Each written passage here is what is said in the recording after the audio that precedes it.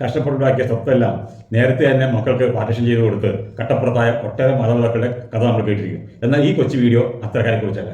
80-85 വയസ്സെല്ലാം കഴിഞ്ഞിട്ടും സ്വത്ത് പാർട്ടിഷൻ ചെയ്യാതെ ആ ആധാരവും കെട്ടിപ്പിടിച്ച് കട്ടിലേക്ക് എടുക്കുന്ന മാതാപിതാക്കളെ കുറിച്ച്. 80-85 കഴിഞ്ഞവരെന്ന് പറയുമ്പോൾ അവരുടെ മക്കൾക്ക് ശരാശരി 50 വയസ്സെങ്കിലും കാണുമല്ലോ. അത് 50 വയസ്സേ കാണും. സ്വന്തമായിട്ടൊരു ഭൂമി ഇപ്പോഴും ഇല്ല.